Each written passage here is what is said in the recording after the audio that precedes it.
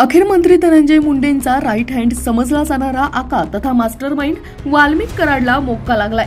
निर्गुण हत्या झालेले मस्साजोगचे सरपंच संतोष देशमुख यांच्या मुलीने व भावाने काल पाण्याच्या टाकीवर चढून आंदोलन केल्याच्या पार्श्वभूमीवर ही कारवाई झाली। त्यामुळे 2 कोटी रुपयांच्या खंडणीच्या गुन्ह्यात न्यायालयाने न्यायालयीन कोठडी आज दिल्यानंतर मोकळा झालेला कराडचा जामिनाचा मार्ग पुन्हा बंद झालाय।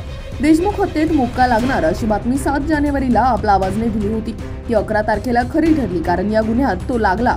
त्याबाबत 12 तारखेला बातमी देताना आता प्रतीक्षा वाल्मिकला मोक्काचा हिसका दाखवण्याची असे म्हटलं होतं, तेही 48 तासात खरे झाले। वाल्मिकला आज मोक्का लागला, पण तो देशमुख हत्येत की एकूणच त्याच्या विरुद्धचे गंभीर संघटित असे 14 गुन्हे विचारात घेऊन हे उद्या कळेल।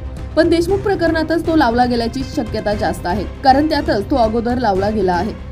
त्यात वाल्मिकला आरोपी केले जाईल असा संभव आहे।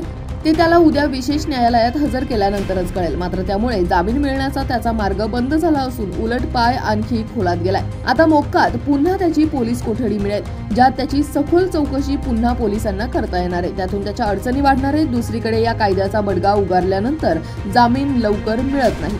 शिक्षा 5 वर्षापासून जन्मठेपेपर्यंत होते। दरम्यान खंडणीच्या गुन्ह्यात 14 दिवसांची पोलीस कोठडी संपल्यानंतर सीआयडीने वाल्मिकला आज पुन्हा न्यायालयात हजर केले। त्याची पोलीस कोठडी पुढील तपासासाठी मागितली आहे, मात्र त्याची गरज नसल्याचे सांगून तिला वाल्मिकच्या वकिलांनी विरोध केलाय।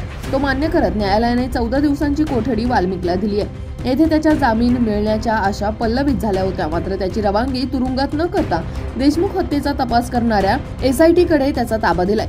तेथे त्याचा पाय खोलात गेलाय। जामिनावर बाहेर येण्याच्या आशा मावळल्या, तेथेच त्याला मोक्का लागणार असल्याचे स्पष्ट झाले।